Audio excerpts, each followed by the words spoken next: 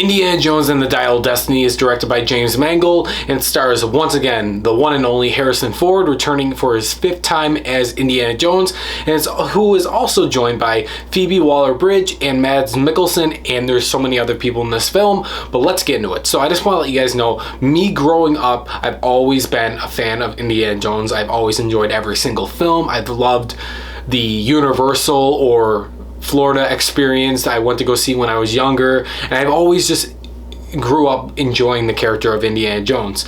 So going into this film, I was just hoping it was better than Crystal Skull. Me personally, I was not a big fan of the Kingdom of the Crystal Skull. That was the fourth film, and I believe it was directed by, was it not? Yeah, it was directed by Steven Spielberg, and it let me down personally as a fan. So me going into this film, I just wanted to enjoy it a little bit more than that. And honestly, this is most likely, going into it, I was thinking this was going to be the last Indiana Jones film anyways, because you got Harrison Ford, who's 80 years old, I believe, maybe even a little bit older, but he's still kicking ass. But I'm happy to say overall that Indiana Jones and the Dial of Destiny, I had a lot of fun with. Are there a couple problems and issues that I have with the film? Absolutely. But let's get into it.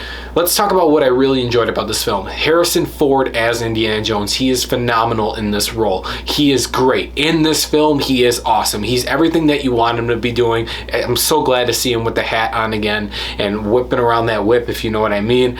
And that's all I can say. He's phenomenal in the film, and I knew he was going to be, but it was just great.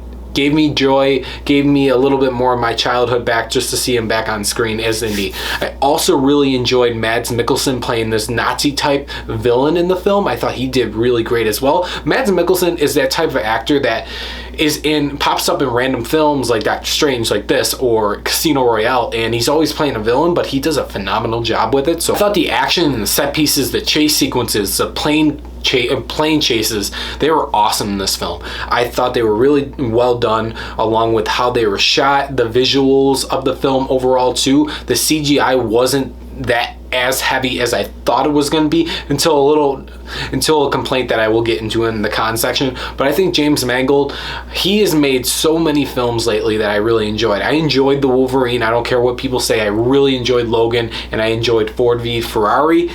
He's doing a phenomenal job with this, and this is another film that goes down in his filmography that I really, really enjoy. But with the opening sequence, starting off with this train action sequence, I thought that was really, really cool as well. There's a nitpick that I'm going to get into after in the con section, but overall the film's pacing too. You have 3 acts. The film is 2 hours and 34 minutes, 2 hours and 38 minutes, I believe, with credits. And overall, in the middle, you feel a little bit of a slowing down portion, but overall it runs really well, and I really was happy to say that as well. But also, the film finishes pretty fucking strong, except there's a little thing I'm going to talk about in spoilers that ticked me off a little bit. But also, we get a brand new score by the one and only John Williams. Who would have thought this guy is making scores to this day? He's like 90 something years old, and he is still kicking ass with these fucking scores. What a phenomenal score, and it was great to hear that original Indiana Jones theme in this film. It's iconic. Come on, guys. But let's get into what I did not like, and I'll give a final rating, and I want to talk about one spoiler section about the film too. Phoebe Waller-Bridge is one of the biggest complaints that I have with this film. Personally, not her as an actress, but her character who is played Helena, right? And this is Indy's God kid, and I personally just found her very annoying and very cliche about what they're trying to get at, that passing the torch vibe that this girl had throughout the film, and I just did not like her character at all. What really elevated was Harrison Ford's performance with her on screen. I looked over her character and just kept focusing on Indy, because this is Indy's film. I do not care. There's even a sequence that bothered me, like, this is my mission and not Indy's. I did not like that personally, but overall I overlooked her character and stood with Indy, and that's what got me to really enjoy the film as much as I did. But overall, as characters go, this character I just did not like. She was not likable, she was not charismatic, she was not funny, she was nothing really to me personally. You guys may have a different experience with it, but for me personally, no. But also, let's get into another thing that I did not like about this film, and I have to admit, this film is nowhere near as bad as Crystal Skull. And you gotta remember, I'm gonna say this a couple times in this video, that these two films, being Crystal Skull and Dial of Destiny, were never going to be better than the first three. But I just wanted to get entertained by this film. And I did get entertained. But my other nitpick that I want to talk about is the opening sequence. Now, there's an opening sequence, I was saying, a Nazi train fight action sequence that was really cool, but my biggest problem was the de-aging. The de-aging of Harrison Ford in this film does not look good. It looks very artificial. It just does not look good, and honestly, I really enjoyed the action sequence, but I would have preferred if it was just normal Harrison Ford. I get what, for the story purposes, they had to have it in there. It makes total sense. It flows better with the story, I understand, but it was scary looking, and I just did not like it. So that's my other nitpick. Like I said, it was a 15-minute sequence, but overall, he kicked ass in that sequence too, and I tried to overlook that, and after the 15 minutes went by of that sequence, everything flew perfectly well.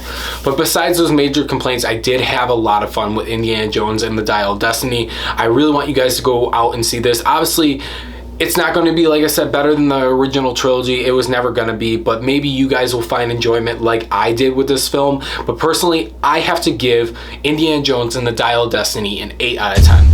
Couple complaints, and there's one complaint that I'm going to talk about in the spoiler section. Let's get into that right now. We are in spoilers. So there's one sequence that I specifically want to talk about that I thought was really cool, and they actually time travel with the dial. Now, they also go back in time to the Roman era, BC era, and we see the creator of the Dial of Destiny. I forgot what they called it in the film. I'm sorry, guys, but we see the creator of it. We see the Roman Empire war going on, BC, and I didn't think they were actually going to time travel in this movie, so I thought it was actually pretty cool the way they handled it. They went farther. Mads Mikkelsen's character was trying to get back to 1939 to win World War II, but ended up going too far back in the past to BC era. And they go to this spot, and I thought it was really cool. But my biggest complaint with this was it was really cool seeing all this Roman era stuff. My biggest complaint was Indy trying to stay in this timeline to fuck up history. It took me out of the movie. I don't understand why they wrote it like that he wanted to stay, his character wanted to stay. He ends up not staying, we know that, but I just, that rubbed me the wrong way. That was another little nitpick that I have that I could only talk about in spoilers. We find out a lot of things throughout this film, though. What happened to Shia LaBeouf's character, his son ends up dying in World War II, I believe it was, and we see that him and his wife are getting a separation or a divorce, but she ends up coming back at the end of the film anyways. But overall, as sequences go, I thought this sequence was really cool, and I do not want to talk about this in a spoiler-free section because this has not been seen in any of the trailers or anything like that, so I just wanted to talk about it in spoiler section. I thought it was a really cool sequence. Besides that, I'm going to stay part.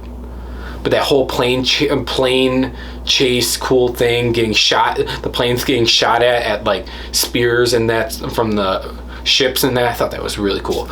But like I said, guys, I'm happy with the Indiana Jones franchise. We got 5 films, and out of them, I enjoyed all 4 of the films. Like I said, with Crystal Skull, I'll talk more about when I'm going to be making my video ranking all 5 Indiana Jones films. I'll speak a little bit more why I didn't like that film. But overall, like I said, I don't think Harrison Ford's going to be doing any more films. I think he even came out and said that he wasn't going to be doing any more. But there's even a sequence in the film when he's climbing in this cave that, why am I doing this? I have broken bones. I have aches and pains. I'm glad they put that little nod in there, and they even added another nod about one of the favorite. Well, not even going to talk about it because I want to save that for my ranking video. But overall, guys, the bottom line is, Indiana Jones and the Dial of Destiny, I had fun with, I was entertained with, and I hope you guys go to the theater and see it too and get entertained by it. But thanks for watching, guys. Stay tuned for my ranking of all 5 Indiana Jones films in 2023, and I will see you guys in the next one. Bye, guys.